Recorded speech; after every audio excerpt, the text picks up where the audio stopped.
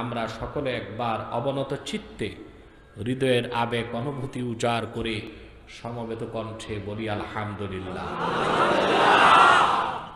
অসংখ্য অগণিত দরুদ ও সালাম আল্লাহর সৃষ্টির প্রধান আকর্ষণ, বিশ্বসভার সভাপতি, সকল নবী রাসূলগণের মাথার তাজ, শামসুল হিদায়াত, বদরুদ্দুজা, সৈয়দুস সাকালাইন, ইমামুল মুরসালিন, খাতামুন নবিয়্যিন ওয়াল মুরসালিন, আফতাবে নবুওয়াত, শাহনশাহে রিসালাত, সরকারে দো জাহাঁ, সুলতানুল মদিনা, নবিয়ুল আম্বিয়া, হুজুরে আকরম, নূরে মুজস্সম, নূরুন আলা নূর, সৈয়দিনা হাবিবিনা শফিঈনা মাওলানা মুহাম্মদ সাল্লাল্লাহু আলাইহি ওয়াসাল্লামের উপর আল্লাহ পাক যাকে আজ থেকে ১৫০০ বছর আগে প্রেরণ করেছেন সর্বশ্রেষ্ঠ ও সর্বশেষ নবী ও রাসূল হিসেবে, যার পরে আজ পর্যন্ত পৃথিবীতে অবশ্যই কোনো প্রকার নবী কিংবা রাসূল অবশ্যই আসে নাই, অবশ্যই এখনো নাই, অবশ্যই কিয়ামত পর্যন্ত আসবে না। সম্মানিত সুধী, দীর্ঘক্ষণ আপনারা বক্তব্য শুনেছেন, আলহামদুলিল্লাহ। তারপর মাদ্রাসায় সহযোগিতা করেছেন। এখন বিদায় লগ্নে আমি বসলাম। কোরআন কারীম থেকে একটি আয়াতের অংশ বিশেষ তেলাওয়াত করেছি। এই অংশটুকুন কেন্দ্র করে নির্ভরযোগ্য মুফাসসির এবং মুহাদ্দিসগণের দৃষ্টিকোণ থেকে কিছু কথা আপনাদের সামনে তুলে ধরার চেষ্টা করব, যদি আল্লাহ পাক তৌফিক দান করেন। বলুন আল্লাহুম্মা আমিন।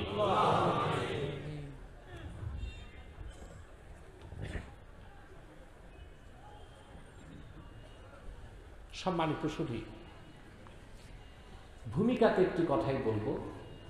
আমরা এখানে যারা বসেছি কেবলমাত্র আল্লাহর কোরআনের আকর্ষণে, ভালোবাসায় ছুটে এসেছি, ঠিক কিনা?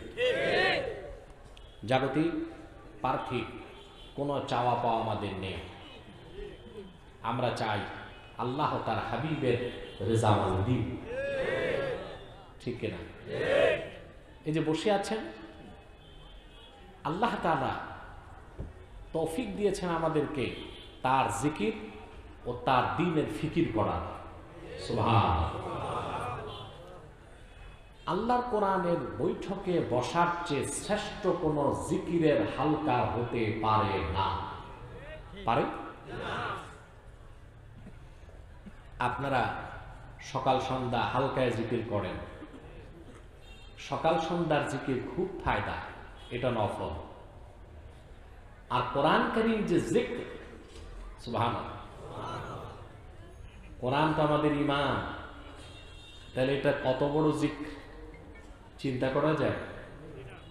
আরে জবান খুলে বলেন না, চিন্তা করা যায়? কোরআন তো আল্লাহ জিক্র বলেছেন। কি বলেছেন? জিক্র, জিকির না, জিক্র। আমরা বলি জিকির। কোরআনকে আল্লাহ কেমন জিকির বলেছেন? আল্লাহ পাক বলেছেন, وَمَنْ أَعْرَضَ عَنْ ذِكْرِي فَإِنَّ لَهُ مَعِيشَةً ضَنكًا وَنَحْشُرُهُ يَوْمَ الْقِيَامَةِ أَعْمَى وَمَنْ أَعْرَضَ عَنْ ذِكْرِي, যে আমার জিকির থেকে মুখ ফিরালো, তার জন্য রয়েছে সংকুচিত রিজিক। আর সেই হতভাগাকে কাল কিয়ামতে আমি দুই চোখে অন্ধ করে হাসরে উঠাবো। সকাল সন্ধ্যার জিকির হচ্ছে নফল, আর কোরআন কারীমের কথা শুনে আমল করা এটা এমন জিকির যা ফরজ, যা থেকে মুখ ফিরালে ঈমান চলে যাবে, ইসলামের গণ্ডির মধ্যে থাকার কোনো সুযোগ থাকবে না। কোরআন কারীম এমন জিক্র, যতক্ষণ কোরআন কারীমের মজলিসে বসে থাকবেন ঈমান বাড়তে থাকবে। খুশি হন নাই? বুক ভরা শ্বাস নিয়ে বলেন আলহামদুলিল্লাহ। চুপচাপ বসে থাকবেন। কোরআন কারীমের মাজলিসে চুপচাপ বসে থাকবেন, প্রতি শ্বাসে সওয়াব। আল্লাহর রহমতের বৃষ্টি বর্ষিত হতেই থাকবে।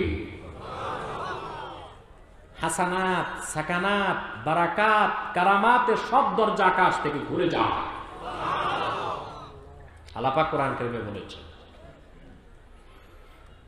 ইন্নামাল মুমিনুনা আল্লাযীনা ইযা যুকিরাল্লাহু ওয়াজিলাত কুলুবুহুম ওয়া ইযা তুলিয়াত আলাইহিম আয়াতুহু যাদাতহুম ঈমানাও ওয়া আলা রাব্বিহিম ইয়াতাওয়াক্কালুন।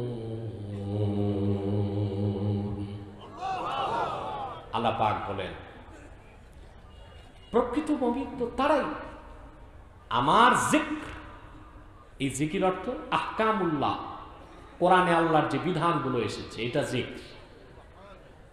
এই বিধানগুলো যখন তাদের সামনে উচ্চারিত হয়, আল্লাহর ভয়তে তাদের অন্তর নরম হয়ে যায়, ভীত সন্ত্রস্ত হয়ে যায়।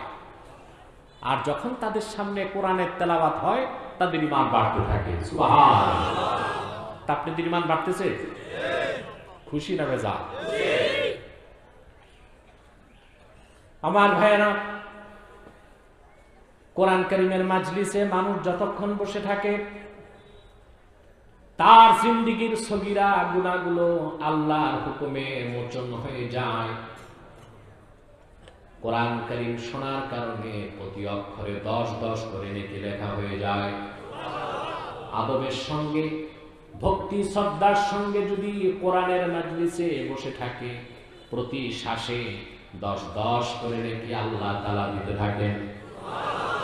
মোল্লা জিয়ন লিখেছেন, বাড়ি যাওয়ার আগে যদি মৃত্যু হয়ে যায়, কোরআন কারীমের খাতিরে আল্লাহ পাক ওই বান্দাকে শহীদের মর্যাদা দান করে দেন। সুবহানাল্লাহ। এই যে সৌভাগ্য আল্লাহ পাক, সৌভাগ্য আল্লাহ তাআলা দান করেছেন আমাদেরকে, এতে আমরা খুশি না বেজার? বেশি না কম?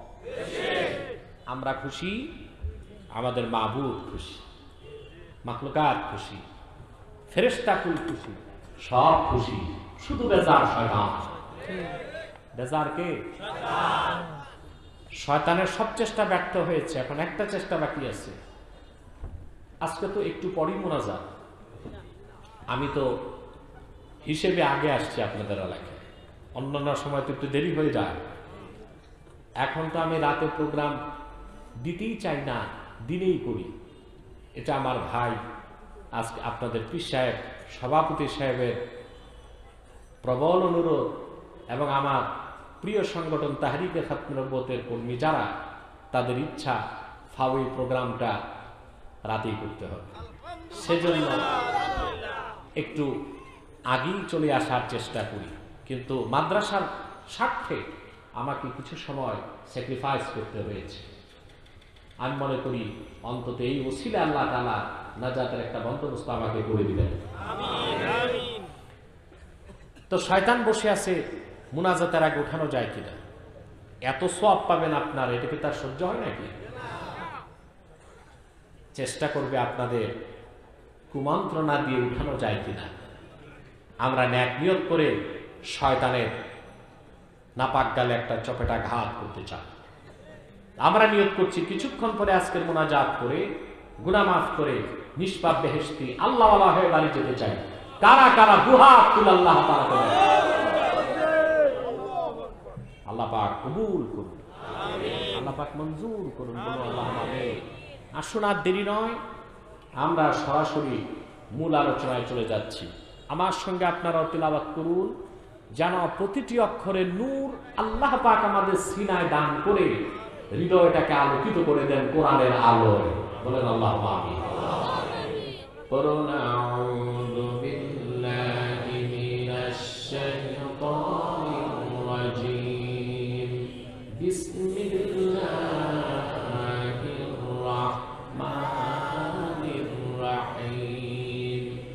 ওয়া মিনান নাসি মান ইয়াত্তাখিযু মিন দুনিল্লাহি أندادا يحبونهم كحب الله والذين آمنوا أشد حبا لله صدق الله العظيم قولوا صدق الله العظيم وصدق رسوله النبي الكريم ونحن على ذلك من الشاهدين والشاكرين والحمد لله رب العالمين মাইক ভালো আছে মাইক ম্যানকে বলে দাও আর ধরবে না মাইকটা মাইক ম্যান আছে না ঘুমায় কে মাইক ম্যান এটা ভালোই চলতেছে এটা ধরো না তুমি এবং অন্যরা 3 ফুট দূরে বস আমি কেশরাতে এসেছিলাম আপনারা গিয়েছিলেন সেখানে কিছু শয়তান মানুষরূপী শয়তান যারা আল্লাহর কোরআনের শত্রু মাইকের তার কেটে ফেলেছে কোরআন কারীমের মাহফিলে আল্লাহর বান্দাদের স্বতঃস্ফূর্ত উপস্থিতি কোরআনের শত্রুদের শরীরে আগুন ধরিয়ে দেয় ঠিক না হিংসা বিদ্বেষ এই কারণে তারা চক্রান্ত করে মাহফিল কিভাবে পণ্ড করা যায় সব চেষ্টা যখন ব্যর্থ হয় তো মাইক নিয়ে ডিস্টার্ব করে কিন্তু আল্লাহ তাআলা রসিম রহমত সেদিন আমাকে ধৈর্য আল্লাহ বেশি দিয়েছিলেন আমি খুব কষ্ট করে বক্তব্য শেষ পর্যন্ত চালিয়ে গিয়েছিলাম আলহামদুলিল্লাহ বয়স তো 40 পার হয়েছে এখন ধৈর্য চলে আসছে আগে ধৈর্য রাখা কষ্ট হয়ে যেত আমার প্রিয় সুধী যে কথা বলছিলাম আল্লাহ পাক কোরআন কারীমের ইরশাদ করেছেন ওয়ামিনান নাসি মান ইয়াত্তাখিযু মিন দুনিল্লাহি আনদাদ মানুষের মধ্যে এমন কিছু ভাগ্য বিপন্ন হতভাগা পোড়া কপাল আছে যারা মহান আল্লাহকে বাদ দিয়ে গায়রুল্লাহকে আল্লাহর সমকক্ষ বানায় জোর আওয়াজে বলেন নাউযুবিল্লাহ ইউহিব্বুনাহুম কাহুব্বিল্লাহ তাদের প্রথম অপরাধ তারা শিরক করে আল্লাহর সাথে অন্যকে শরীক করে দ্বিতীয় অপরাধ তারা মুমিনগণ আল্লাহকে যেভাবে ভালোবাসে সেভাবে আল্লাহর সাথে যাদেরকে তারা শরীক করে দেব দেবী প্রতিমা ব্যক্তি বস্তু নেতা এইসব শিরকের সাথে সংশ্লিষ্ট বিষয়গুলোকে তারা ওই রকম ভালোবাসে যেভাবে মুমিনগণ আল্লাহকে ভালোবাসে ওয়াল্লাযীনা আমানু আশাদ্দু হুব্বান লিল্লাহ প্রকৃত মুমিনগণ একমাত্র আল্লাহকেই চূড়ান্তভাবে ভালোবাসে বলেন সুবহানাল্লাহ পিছনে কথা বন্ধ করো আওয়াজ একেবারে বন্ধ করো ইউটিউব ভাই বসো একেবারে বসে যাও তোমার মাথার টুপি না ভিডিওর টুপি এটা ক্যাপটা দিয়েছে ভিডিওর উপর যেন কুয়াশার পানি না পড়ে তাদেরও তো সুযোগ দিতে হবে হবে না প্রিয় সুধী আল্লাহ পাক কি বলেছেন এই আয়াতে এই কথাগুলোতে উদ্দেশ্য কি মহান আল্লাহ সুবহানাহু ওয়া তাআলার সাথে কোনো কিছুকেই আল্লাহর সমকক্ষ করা যাবে না আন্দাজ শব্দের ব্যাখ্যায় ইবনে আব্বাস তাফসীর করেছেন আল্লাহ ছাড়া গায়রুল্লাহ যে কোনো ব্যক্তি বা বস্তুকে যদি আল্লাহর সমকক্ষ মনে করা হয় সেটা শিরক এবং সেটা আন্দাজ সেটা কি শিরক সবচেয়ে জঘন্যতম অপরাধ হচ্ছে শিরকের গুনাহ সবচেয়ে জঘন্যতম কুফর হচ্ছে শিরকের গুনাহ এটা কোনোদিন আল্লাহ মাফ করবে না কথা বুঝতেছেন আল্লাহ রাব্বুল আলামিন কোরআন কারীমে বলেন ইন্নাল্লাহা লা ইয়াগফিরু আন ইউশরাকা বিহি ওয়া ইয়াগফিরু মা দুনা যালিকা লিমান ইয়াশা নিশ্চয়ই আল্লাহ রাব্বুল আলামিনের সঙ্গে যদি কেউ অন্য কাউকে শরীক করে সেই শিরকের গুনাহ কোনোদিন আল্লাহ পাক মাফ করবেন না। এছাড়া বান্দা যত বড় গুনাহ করুক আল্লাহ পাক ইচ্ছে করলে তারা মাফ করে দিবেন। শিরকের গুনাহ, কুফরির গুনাহ কোনোদিন আল্লাহ মাফ করবেন না, যদি মৃত্যুর আগে তওবা করে মুসলমান না হতে পারে। কথা বুঝতেছেন?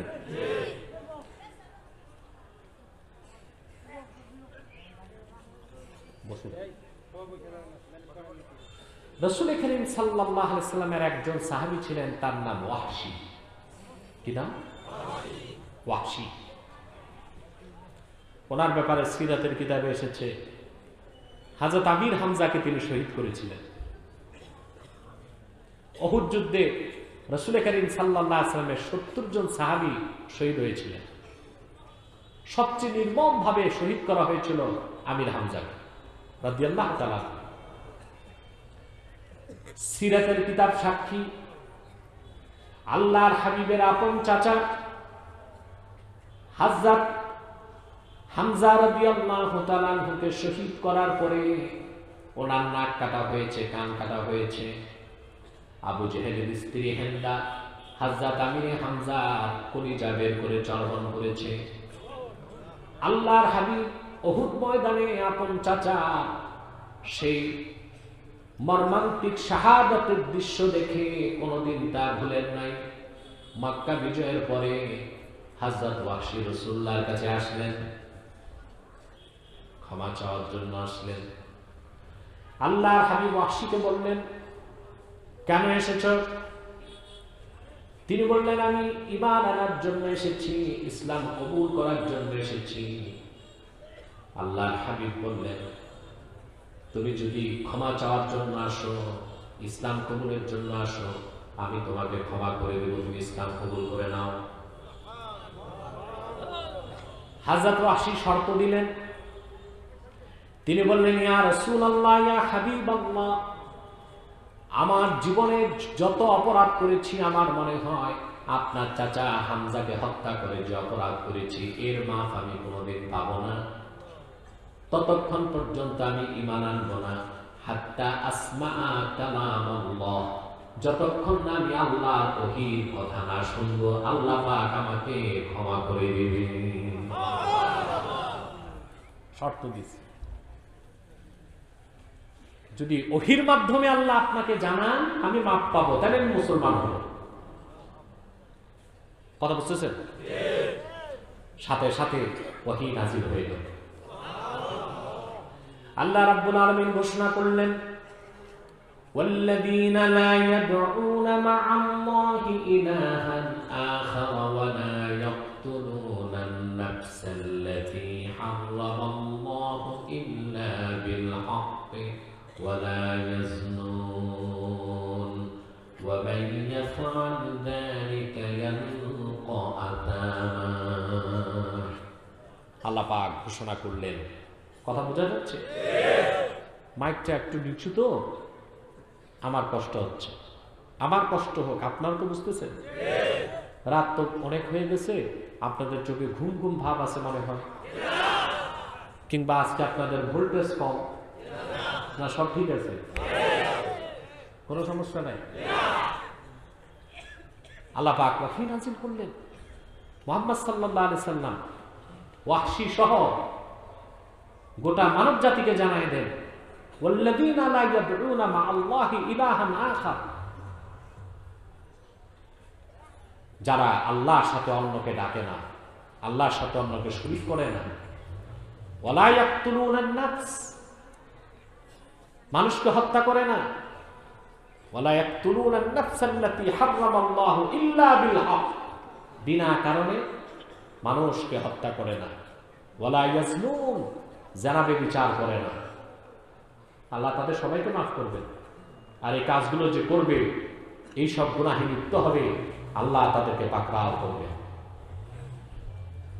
হযরত ওয়াহশী বললেন, হুজুর, ওয়াকাদ আশরাকতু বিল্লাহ ওয়া কাতালতুন নাফস ওয়া জানাইতু, আমি তো সবগুলোই করছি। আমি আল্লাহর সাথে অন্যকে শরীক করেছি, আমি আপনার চাচা হযরত হামজা সহ অনেক মানুষকে হত্যা করেছি, জীবনে কতবার জানা করছে তার হিসাব নেই। এখন আমি কোন ভরসায় ঈমান আনবো? আল্লাহ যে মাফ করবেন গ্যারান্টি কি? কথা খেয়াল করতেছেন? আল্লাহর পক্ষ থেকে আবার আয়াত নাযিল হয়ে গেল, ইন্নাল্লাহা লা ইয়াগফিরু আন ইউশরাকা বিহি ওয়া ইয়াগফিরু মা দুনা যালিকা লিমান ইয়াশা। মুহাম্মদ সাল্লাল্লাহু আলাইহি ওয়াসাল্লাম ওয়াহশী সহ সবাইকে জানায় দেন, আমার বান্দারা যত বড় গুনাহ করুক না কেন, যদি শিরক আর কুফর না করে, আল্লাহ পাক তাদেরকে ইচ্ছে করলে মাফ করে দিবেন। ওয়াহশী বললেন, হুজুর এই কথা শোনার পরও আমি তো ঈমান আনতে পারবো না। ইন্নী আরা ফীহি শারতান, আল্লাহ তো এখনো শর্ত দিয়েছেন, লিমাইয়াশা, আল্লাহ যাকে চান তাকে মাফ করবেন। আমার ক্ষেত্রে যদি আল্লাহ জান্নাত না চান? এখানে গাড়িগুলো কেন রাখে যে আওয়াজ করতেছে, সিএনজি পাঠাগুলো? এখান থেকে স্টার্ট বন্ধ করে নিয়ে যায়, যাও।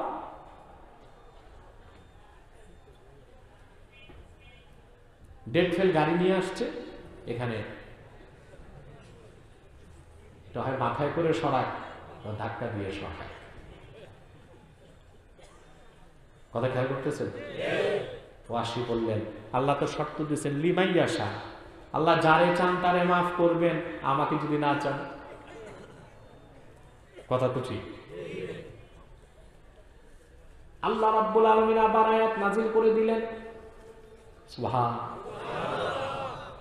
قل يا عبادي الذين أسرفوا على أنفسهم لا تقنطوا من رحمة الله إن الله يغفر الذنوب جميعا إنه هو الغفور الرحيم।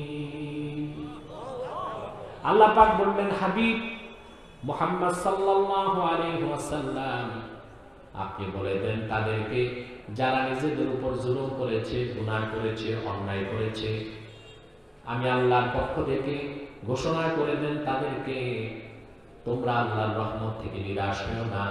তোমরা যদি খালেস দিলে তওবা করো, আল্লাহ তোমাদের জীবনের সব গুনাহ মাফ করে দিবে।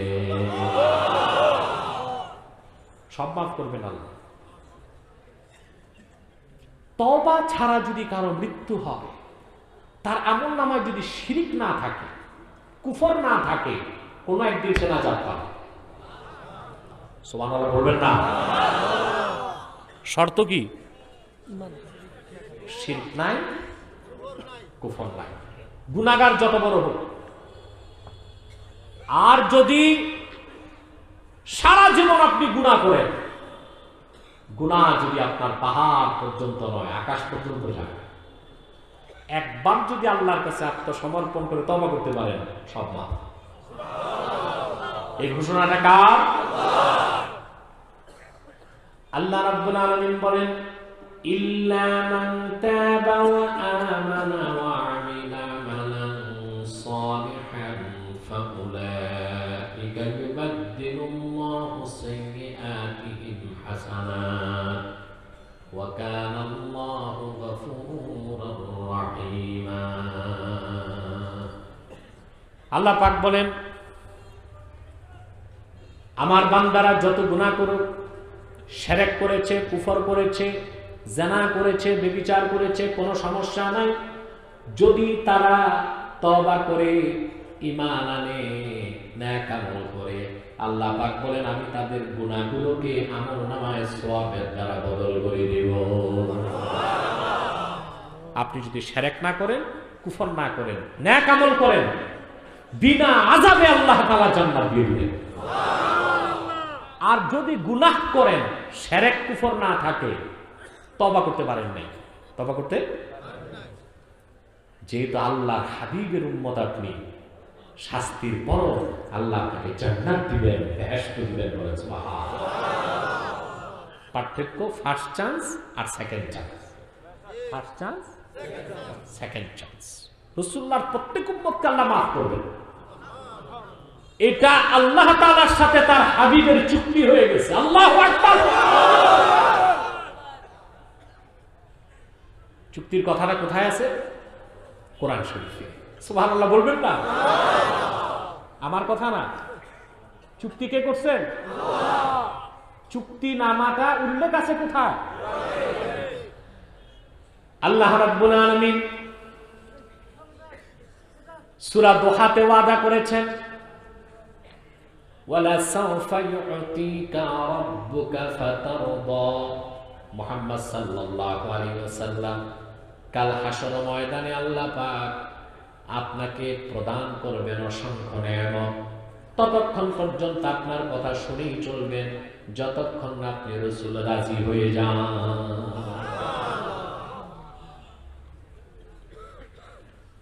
সূরা দোহা নাজিলের পরে আল্লাহর হাবিব সাহাবায়ে কেরামকে ডেকে বললেন, সাহাবীরা শোনো, আল্লাহ আমার সঙ্গে ওয়াদা করেছেন যতক্ষণ আমি রাসূল রাজি না হই তিনি আমার কথা শুনতেই থাকবেন। আল্লাহ আমার সঙ্গে এই কথা ওয়াদা করেছেন, আমি তোমাদের সাথে একটা ওয়াদা করি, লা আরদা ওয়া ওয়াহিদুম মিন উম্মতি ফিন্নার। আমার দিন ইসলাম গ্রহণ করেছে, আমার রক্ত ঝরা ইসলামের কালেমা বিশ্বাস করেছে এমন একজন গুনাহগার যতক্ষণ জাহান্নামে থাকবে আমি রাসূল রাজি হব না। আফসোস মুসলমান, আল্লাহকে আপন করলা না, রাসূলুল্লাহকে আপন করলা না, আপন করলা বিবি বাল বাচ্চা, সহায় সম্পদ, ক্ষমতা, নেতা নেত্রী দল। ঠিক কি না?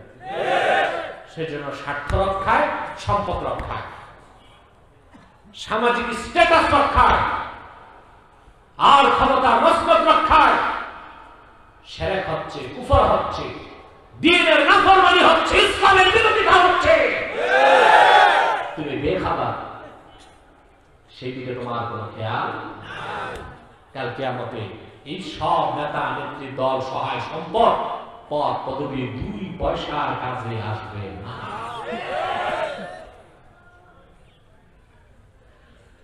আমার ভাইয়েরা, আল্লাহ পাক কোরআন কারীমে স্পষ্ট বলে দিয়েছেন, ইয়াওমা লা ইয়ানফাউ মালুন ওয়ালা বানুন ইল্লা মান আতাল্লাহা বিকলবিন সালিম। সুবহানাল্লাহ। সেই কিয়ামতের দিন সম্পদ এবং সন্তান, দল এবং কর্মী, ক্ষমতা এবং বিত্ত, সহায় এবং সম্পদ কোনো কাজে আসবে না। সে ব্যক্তি সম্মান এবং মুক্তি পাবে, যা আল্লাহর সামনে দাঁড়াবে কলবে সালিম, একটি সুস্থ পরিচ্ছন্ন ঈমান দীপ্ত হৃদয় নিয়ে। বলেন সুবহানাল্লাহ। আমরা তা করতে পারি না। সে হৃদয়কে পবিত্র করতে হলে প্রথমেই দুটো আবর্জনা হৃদয় থেকে দূর করতে হবে, একটি শিরক আর একটি কুফর। একটি শিরক আর একটি কি? কুফর। কুফর। কথা বুঝতেছেন? আমার প্রিয় ভাই বন্ধুগণ, পৃথিবীতে দুটো আন্দোলন চলে এসেছে। একটি হচ্ছে আল্লাহর নবীগণ যে আন্দোলন করে দিয়েছেন, সেটা হচ্ছে তাওহীদের পক্ষে আন্দোলন। এই আন্দোলনের নেতৃত্ব দিতেন আল্লাহর নবীগণ।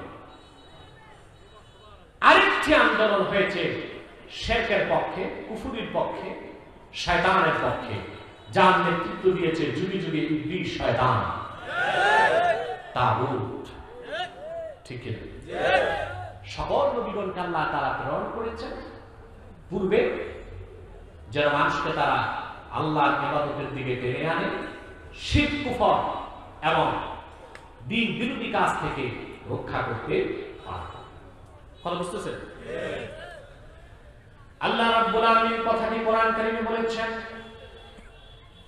আলাম আহাদ ইলাইকুম ইয়া বানি আদম আল্লা তা'বুদুশ শাইতান ইন্নাহু লাকুম আদুউম মুবিন। আল্লাহ পাক বলেন, হে বনি আদম, আমি কি তোমাদের থেকে ওয়াদা নেই নাই যে তোমরা শয়তানের ইবাদত করবে না? এই ওয়াদা নিয়েছেন কিনা আল্লাহ তাআলা? যারা বলেন শয়তান কিভাবে তার ইবাদত করিয়েছে? প্রশ্ন আসে কিনা? শয়তান যুগে যুগে তার ইবাদতের জন্য গ্রহণ করেছে শিরককে। কোনটা কি? আর সেই শিরক করাবার জন্য শয়তানের সবচেয়ে প্রিয় উপকরণ হলো আসনাম, মূর্তি, প্রতিমা। আল্লাহ তাআলা সেই কথাটাই ইঙ্গিত দিয়েছেন, ওয়ামিনান নাসি মান ইয়াত্তাখিযু মিন দুনিল্লাহি আনদাদ।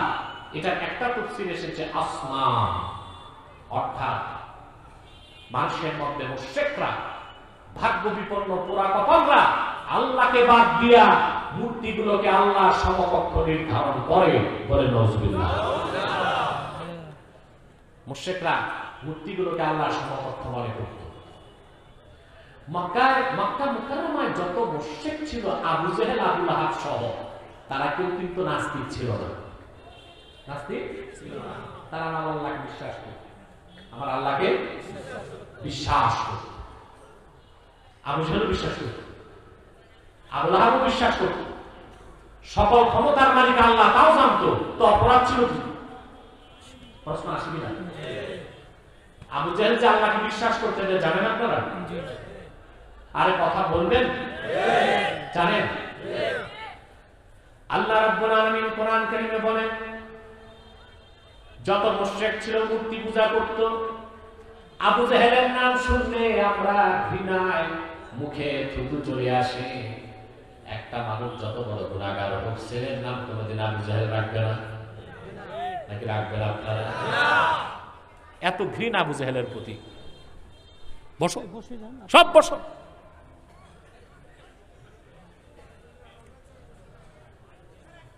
কেউ ছেলের নাম রাখবে আবু জেহেল? না। পশুর নাম রাখলো, এখন তো রাখে পশুর নাম, জন্টু, সেন্টু, পেন্টু, হকিস্টিক, ব্যালিস্টিক, এসব নাম রাখে। এ নামের কোন অর্থ পৃথিবীর কোন অভিধানে খুঁজে পাওয়া যায় কিনা চিন্তার বিষয় আছে, ঠিক কিনা? তারপরও কোন হতভাগা মুসলমান ছেলে নাম আবু জেহেল রাখবে? না। সে কি আল্লাহকে বিশ্বাস করতো? জি, বিশ্বাস করত। আবু জেহেল নাস্তিক ছিল না, আস্তিক ছিল। আল্লাহ পাক তার হাবিব সাল্লাল্লাহু আলাইহি সাল্লামকে বলেছেন, আপনি জিজ্ঞেস করুন মুশরিকদেরকে, ওয়ালা ইন সাআলতাহুম মান খালাকাস সামাওয়াতি ওয়াল আরদা লা ইয়াকুলুন্নাল্লাহ। যদি আপনি তাদেরকে জিজ্ঞেস করেন এই আকাশ ও জমিন কে সৃষ্টি করেছেন, তারা নির্দ্বিধায় জবাব দিবেন আল্লাহ। কে? আল্লাহ। মুশরিক, মক্কার মুশরিকদের বিশ্বাস ছিল গোটা সৃষ্টি জগতের একজন স্রষ্টা আছে। কি তার নাম? আল্লাহ। সর্বশক্তি দিয়ে বলেন, কি নাম তার? আল্লাহ। আফসোস, আমার দেশে মুসলিম নামধারী এমন কিছু নাস্তিক সংশয়বাদী আছে যারা আমার আল্লাহকে বিশ্বাস করতে চায় না। আবু জেহেলের চোখ খারাপ। আবু জেহেল কাফের ছিল, মুশরিক ছিল, নাস্তিক ছিল না। আর আমার দেশে বিশ্ববিদ্যালয় সহ উচ্চপদস্থ পদে এমন কিছু মুসলমান রূপী বেঈমান বসে আছে যারা আবু জেহেলের চেয়ে নিকৃষ্ট, নাস্তিকতায় বিশ্বাসী, আল্লাহর তাওহীদে বিশ্বাস করে না।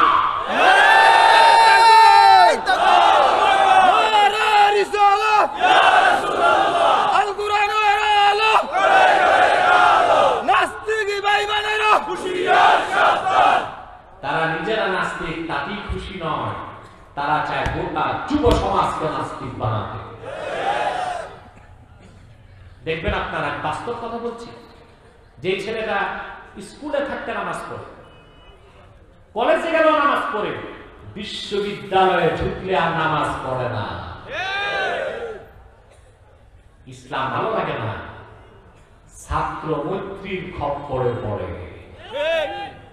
একটা সংগঠন আছে কিন্তু বিশ্ববিদ্যালয়ের ছাত্র মৈত্রী। এটা ছাত্র মৈত্রী না, ছাত্র মৃত্যু। এটার নাম কি? এখানে তোমরা তো ডিস্টার্ব করো, এই ইয়াজুজ মাজুজের কাজ করতেছে। ভাগা তোমরা তো এগুলো কন্ট্রোল করতে পারো নাকি আমি ওয়াজ বন্ধ করে এগুলো করবো? আপনারা জানেন এই ছাত্র সংগঠনের নাম ছাত্র মৈত্রী। এটা ছাত্র মৈত্রী না, এটা ছাত্র মৃত্যু।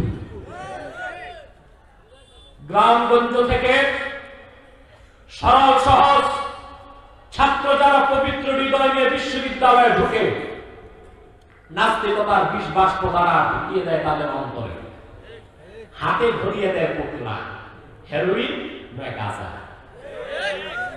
হাত থেকে কলম কেড়ে নেয়, অস্ত্র তুলে দেয়।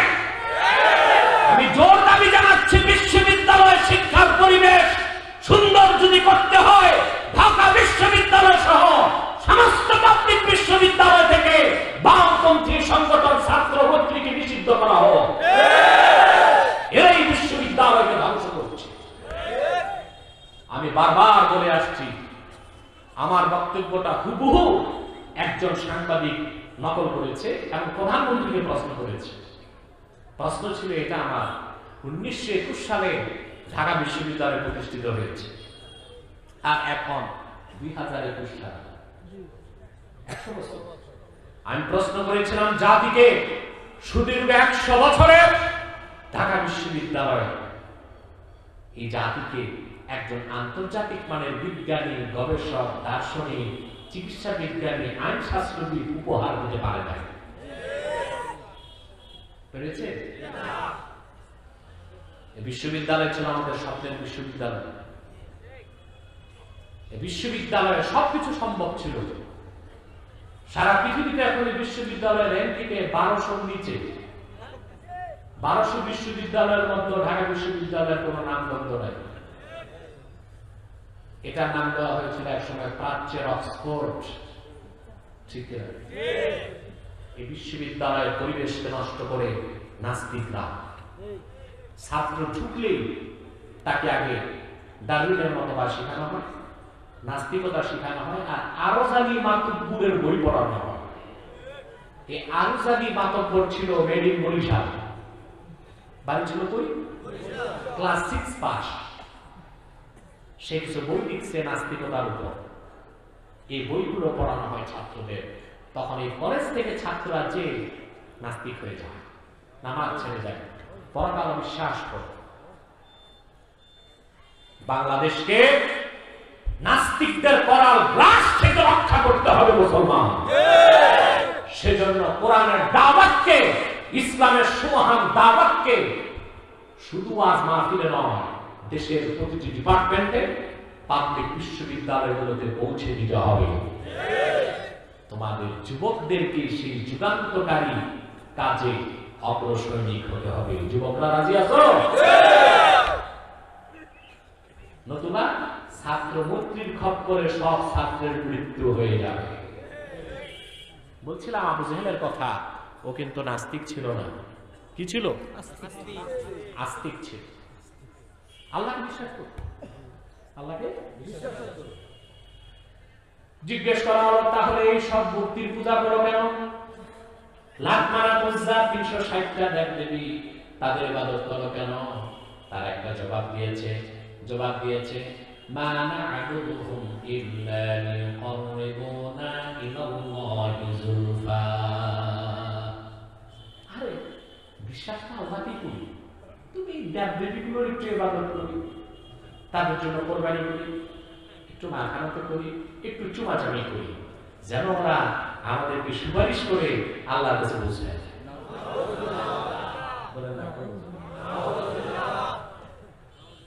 সরাসরি আল্লাহর কাছে রিজিক চাইতো না, চাইতো উজ্জার কাছে। বৃষ্টি চাইতো হাবলের কাছে, যুদ্ধে বিজয়ের জন্য চাইতো মানাতের কাছে। এই ক্ষেত্রে হাতে বানানো মূর্তিগুলোকে তারা আল্লাহর সমকক্ষ করলো কিনা? কথা বলেন। কোরআন শরীফের আয়াত বুঝতেছেন? 2, আল্লাহ বলেছেন ইউহিব্বুনাহুম কাহুব্বিল্লাহ। আবার এই মূর্তিগুলোকে তারা ভালোবাসে ওই রকম মুসলমান আল্লাহকে ভালোবাসে যেই রকম। এটার প্রমাণ তাও তো বুঝতে হবে। এই লোক তো ঘোড়ার মতো দাঁড়ায় ঘুমাচ্ছে। মানুষ তো দাঁড়ায় ঘুমায় না, একটা ঘোড়া দাঁড়ায় দাঁড়ায় ঘুমাবে, উনি দাঁড়িয়ে ঘুমাচ্ছে। তোমরা মাটিতেই বসে যাও, জায়গা তো নাই বসা, বসে যাও, বসে যান সব। মাটির মানুষ মাটিতে বসবেন, সমস্যা কোথায়? প্রিয় ভাই বন্ধুগণ, খুব সংক্ষেপে আমি বিষয়টা বুঝাই দিচ্ছি, বুঝতেছেন তো? ইমানদারগণ আল্লাহকে যেভাবে ভালোবাসে, মুশরিকরা দেব দেবী প্রতিমা গায়রুল্লাহকে ওই রকম ভালোবাসে।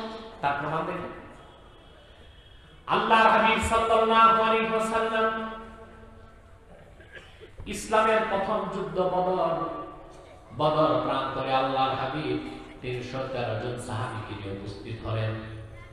আল্লাহর হাবিব সাল্লাল্লাহু আলাইহি ওয়াসাল্লামের মোকাবেলা করার জন্য আবু জেহেল প্রায় ৯৫০ সৈন্য নিয়ে মক্কা থেকে রওনা হলো।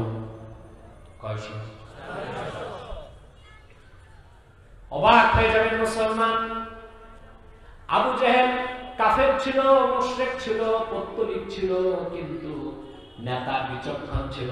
সে বুঝতে পেরেছিল এই যুদ্ধটায় ভাগ্য নির্ধারণ করবে, এই যুদ্ধে যারা বিজয় লাভ করবে তারা মহা বিজয় লাভ করবে, আর এই যুদ্ধে যারা হেরে যাবে তাদের নাম ও নিশানা আল্লাহর দুনিয়া থেকে মিটে যাবে।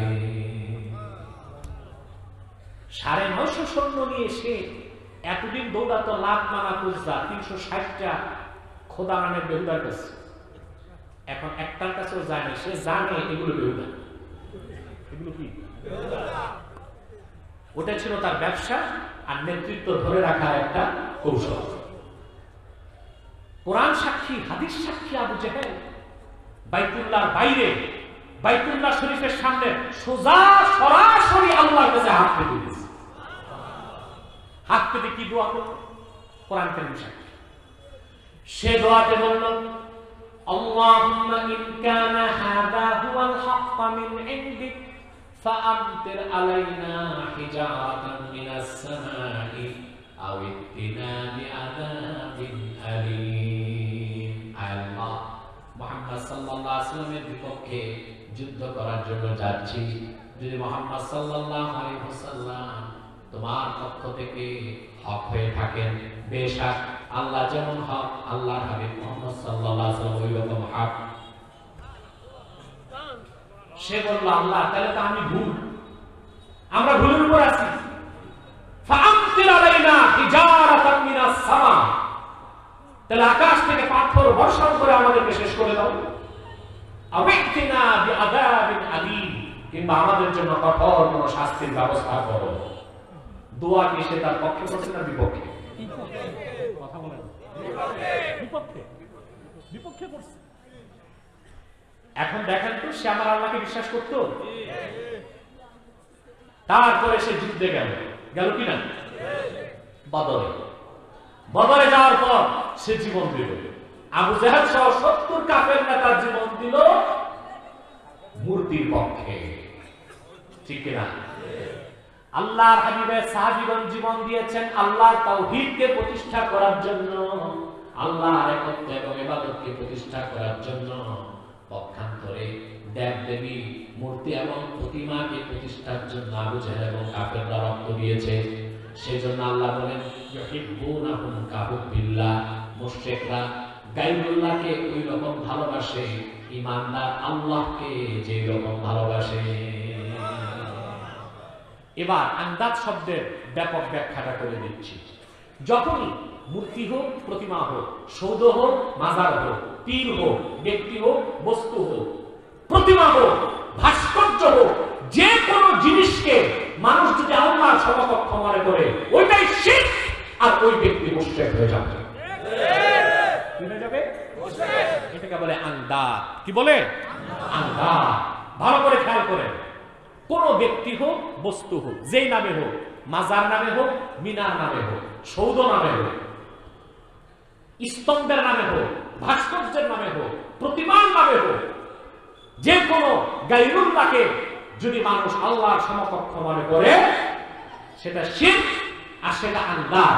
আর ব্যক্তি কি হয়ে যাবে? মুশরিক।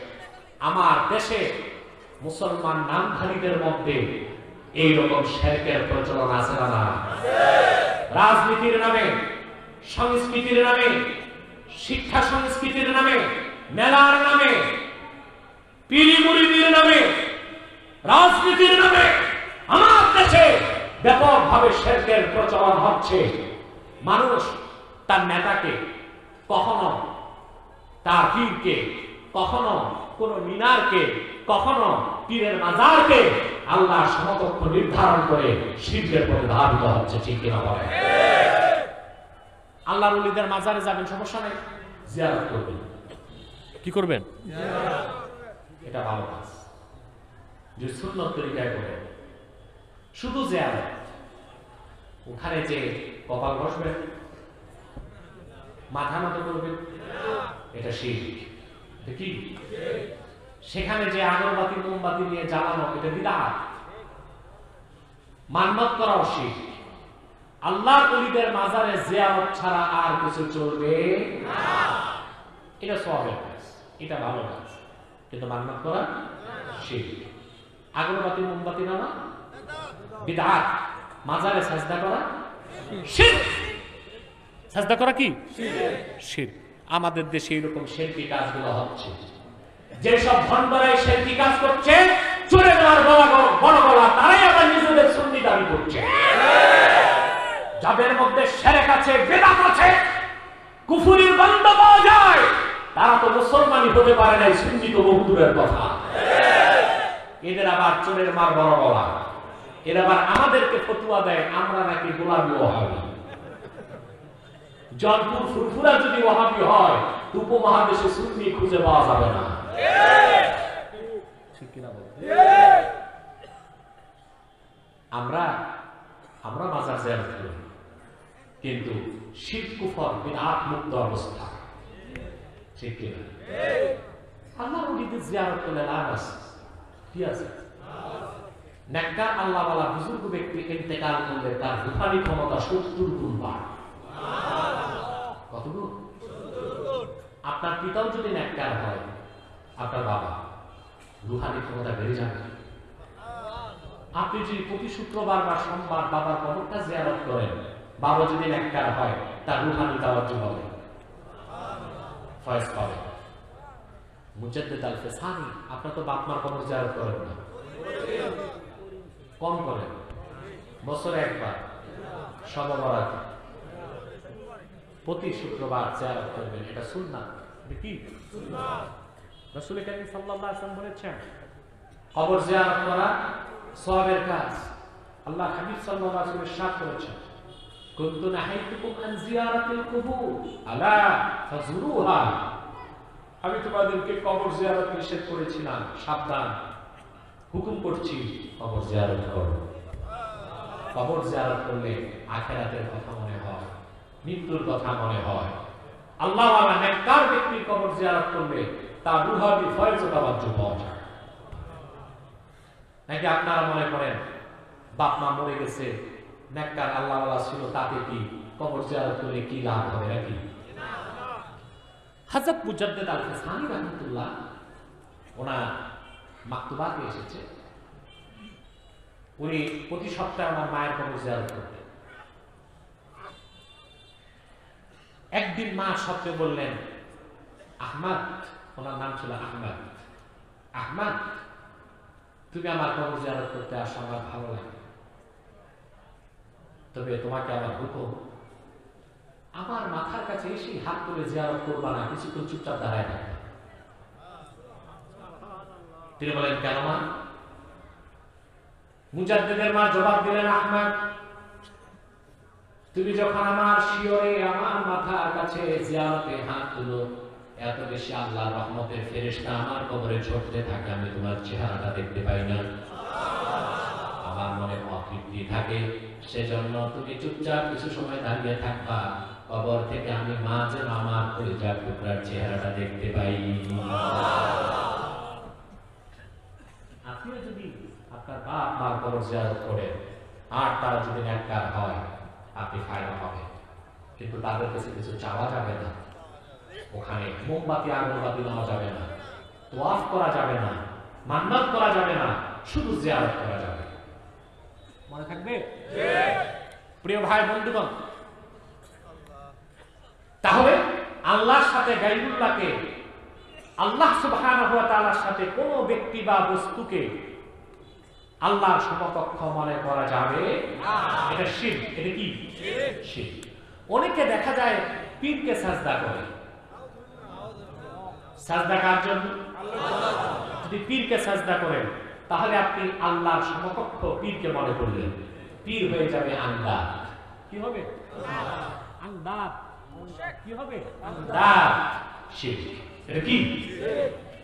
পীরকে সাজদা করবেন না। মুসাফা। কি করবেন? মুসাফা। এর বেশি কিছু।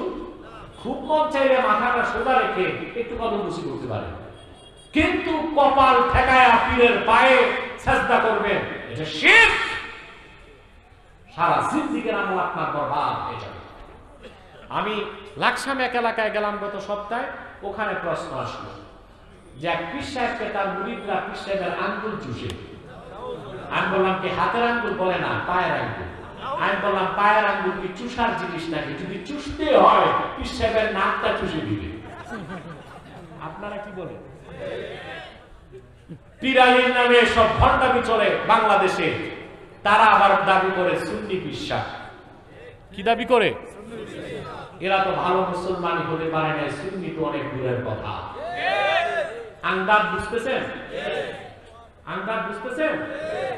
পীরকে সাজদা করা যাবে না, পীর যত বড় হোক। আচ্ছা বলেন তো ভাই, জ্ঞান খাটায় যদি আল্লাহকে ছাড়া কাউকে সাজদা করা যেত, আবু বকর, ওমর, ওসমান আল্লাহর পরে কাকে সাজদা করতেন? হাবিব পাক সাল্লাল্লাহু আলাইহি ওয়াসাল্লামকে সাজদা করতেন। সাজদা করতে চাইছেন? জি জি চাইছেন। আহমদ বিন হাম্বল তার মুসনাদে নকল করেন, আল্লাহর হাবিবের সঙ্গে সাহাবায়ে কেরাম মদিনা মুনাওয়ারাতে হাঁটতেছিলেন। উহুদ পাহাড় থেকে এক উট এসে রাসূলুল্লাহকে সাজদা করলেন। সাহাবায়ে কেরাম বললেন, ইয়া রাসূলুল্লাহ, ইয়া হাবিবাল্লাহ, যদি আপনি অনুমতি দেন আমরা আপনাকে সাজদা করতে চাই। আল্লাহর হাবিব বললেন, না, আমাকে সাজদা করার অনুমতি আমি দেই না। লাউ আমারতু আহাদান আন ইয়াসজুদা লি আহাদিন লা আমারতুল মারআতা আন তাসজুদা লি যাওজিহা। যদি আমি আমার উম্মতকে আল্লাহ ছাড়া কাউকে সাজদা করার অনুমতি দিতাম, মহিলাদের উপর হুকুম করতাম তারা যেন নিজ নিজ স্বামীকে সাজদা করে। রাসূল করিম সাল্লাল্লাহু আলাইহি ওয়াসাল্লাম নিজের জন্য সাহাবায়ে কেরামের সাজদা অনুমোদন দেন নাই। সুবহানাল্লাহ। আল্লাহর হাবিব মুহাম্মদ সাল্লাল্লাহু আলাইহি ওয়াসাল্লামের সম্মান মর্যাদা কত বেশি তা তো চিন্তা করতে পারবেন না। মুহাম্মদ সাল্লাল্লাহু আলাইহি ওয়াসাল্লাম আদম থেকে ঈসা লক্ষাধিক নবীগণের নবী ছিলেন। খাতামুন নবিয়্যিন হিসেবে আল্লাহর রাসূলের বড় একটা পরিচয় ছিল, নবিয়্যুল আম্বিয়া। সুবহানাল্লাহ। কত মর্যাদা রাসূলুল্লাহ। আব্দুর রহমান জামি কাব্যের ভাষায় লেখেন, লা ইউকিনু সানাউ কামা কানা হাক্কুহু বা'দ খুদা বুজুর্গ আমহি কিসসা মুখতাসার। আল্লাহর হাবিব মুহাম্মদ সাল্লাল্লাহু আলাইহি ওয়াসাল্লামের প্রশংসা মর্যাদার কথা বলে শেষ করা সম্ভব নয়। একটি কথা বললেই শেষ করা যায়, আল্লাহর যার মর্যাদা তিনি মুহাম্মদুর রাসূলুল্লাহ সাল্লাল্লাহু আলাইহি ওয়াসাল্লাম। যেখানে নবী মুহাম্মদ সাল্লাল্লাহু আলাইহি ওয়াসাল্লাম নিজের জন্য সাহাবায়ে কেরাম সাজদা করুক এই অনুমোদন দেন নাই, সেখানে তোমার পীর যত বড় হোক, কত বড়, গাউস পাককে জিজ্ঞেস করা হয়েছিল, আপনি কি রাসূলুল্লাহ সাহাবীদের মর্যাদা পাইছেন? মোল্লা আলী কারি মিশকাতে শরাবের মাতে লিখেন, গাউস পাক আব্দুল কাদের জিলানী বলেছেন, আল্লাহর হাবিব মুহাম্মদ সাল্লাল্লাহু আলাইহি ওয়াসাল্লামের সাহাবীগণ জিহাদের ময়দানে যখন ঘোড়া দৌড়াতেন, সেই ঘোড়ার পা থেকে যে ধুলা উঠত, ওই ধুলার সমান আমি আব্দুল কাদের হতে পারি না। এই যদি হয় গাউস পাকের কথা, তোমার বিশ্বাস আর কত বড়, তাকে তুমি সাজদা করো, হারাম, শিরক, নাজায়েজ, ঈমান নষ্ট হয়ে যাবে। মনে থাকবে? অতএব মিনান নাস মান ইয়াত্তাখিযু মিন দুনিল্লাহি আনদাদ, গায়রুল্লাহকে যখনই আপনি আল্লাহর সমকক্ষ মনে করবেন সেটা আনদাদ, ওটা শিরক। ওটা কি? শিরক। আয়াতের বাকি অংশটা ব্যাখ্যা করে দিচ্ছি কয়েক মিনিটে। আল্লাহ পাক বলেন ওয়াল্লাযীনা আমানু আশাদ্দু হুব্বাল লিল্লাহ, আর যারা প্রকৃত মুমিন তারা আল্লাহকে চূড়ান্ত ভালোবাসায় ভালোবাসে। সুবহানাল্লাহ বলবেন না? মুমিন আল্লাহকে জীবনের চেয়ে বেশি ভালোবাসে, ঠিক কি না? মুমিন আল্লাহকে জীবনের চেয়ে বেশি ভালোবাসে। ওটা কোন মুমিন? সদরুদ্দিন ইবনে বদরুদ্দিন এই মুমিন? মুমিন হওয়া এক জিনিস, মুমিন দাবি করা না। আপনি মুমিন এটা দাবির জিনিস না, এটা প্রমাণ দিতে হবে। কি করতে হবে? ঈমান আছে আমার, আমি মুমিন, এটা মুখে দাবি করা সহজ, ঈমানের দাবিতে সত্যবাদী হওয়া কঠিন। আল্লাহ পাক কোরআন কারীমে বলেছেন ইন্নামাল মুমিনুনা আল্লাযীনা আমানু বিল্লাহি ওয়া রাসূলিহি থুম্মা লাম ইয়ারতাবু ওয়া জাহাদু বিআমওয়ালিহিম ওয়া আনফুসিহিম ফি সাবিলিল্লাহি উলাইকা হুমুস সাদিকুন। আল্লাহ রাব্বুল আলামিন বলেন প্রকৃত মুমিন তো তারাই যারা ঈমান এনেছে আল্লাহর উপর, ঈমান এনেছে মুহাম্মদ সাল্লাল্লাহু আলাইহি ওয়াসাল্লামের উপর, সুম্মা লাম ইয়ারতাবু, অতঃপর ঈমানের ব্যাপারে তাদের অন্তরে কোনো সন্দেহ রইল না। সুবহানাল্লাহ বলবেন না? ওয়া জাহাদু বিআমওয়ালিহিম ওয়া আনফুসিহিম ফি সাবিলিল্লাহ, অতঃপর জানমাল দিয়ে তারা জিহাদ করে আল্লাহর পথে। সুবহানাল্লাহ বলবেন না? আল্লাহ পাক বলেন উলাইকা হুমুস সাদিকুন, তারাই ঈমানের দাবিতে সত্যবাদী, তারা মুমিন, তারা জীবনের চেয়ে বেশি আল্লাহকে ভালোবাসে, জীবনের চেয়ে বেশি আল্লাহর হাবিবকে ভালোবাসে। বলেন সুবহানাল্লাহ। যে ঈমানের পরীক্ষায় উত্তীর্ণ হয়েছিলেন সাহাবায়ে কেরাম রিদওয়ানুল্লাহি তাআলা আলাইহিম আজমাইন, ঠিক কি না বলেন? মুতার যুদ্ধে রাসূলুল্লাহ সাল্লাল্লাহু আলাইহি ওয়াসাল্লাম যে সেনাপতি নির্ধারণ করেছিলেন তাদের একজন ছিলেন হযরত জাফর তাইয়ার রাদিয়াল্লাহু তাআলা। যুদ্ধ চলছে, কাফেররা আঘাত করলেন, হযরত জাফরের ডান হাত কেটে গেল, আঘাত করলেন বাম হাত কেটে গেল, আঘাত করলেন ডান পা কেটে গেল, আঘাত করলেন বাম পা কেটে গেল। ওনার শরীরে তরবারি আর তীরের আঘাত ছিল প্রায় ৯৭টি। পরবর্তী সেনাপ্রধান যখন দৌড়ে গেলেন, যে দেখেন হযরত জাফর কালেমার পতাকা দাঁতে কামড় দিয়ে ধরে আছে। পরবর্তী সেনাপ্রধান যে তার কাছ থেকে পতাকাটা হাতে নিলেন, দেখলেন হযরত জাফর হাত নাই পা নাই, রক্ত ঝরছে শরীর থেকে, কিন্তু মুস্কি হাসি আসতেছে, ঠোঁট দুটো নড়তেছে।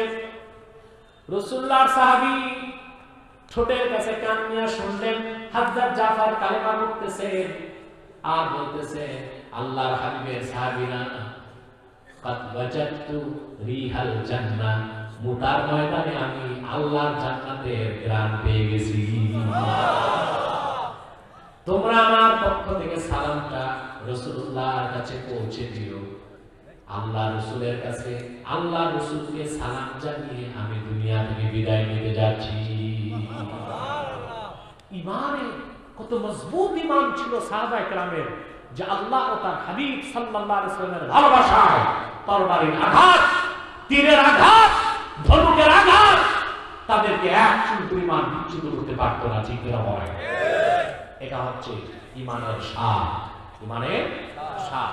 রাসূল কারীম সাল্লাল্লাহু আলাইহি ওয়াসাল্লাম ইরশাদ করেছেন সালাতুন মান কুন্না ফীহি ওয়াজাদা হালাওয়াতাল ঈমান, তিনটি বৈশিষ্ট্য যার মধ্যে এক হয়ে যাবে ঈমানের মধুর স্বাদ লাভ করবে। তার মধ্যে তৃতীয়টা হচ্ছে আল্লাহর হাবিব বলেছেন কোন ব্যক্তিকে জীবন্ত আগুনে ফেলে দিলে সে আগুনে জ্বলবে, কিন্তু তাকে কাফের হতে বললে সে কুফরির সাথে আপোষ করবে না।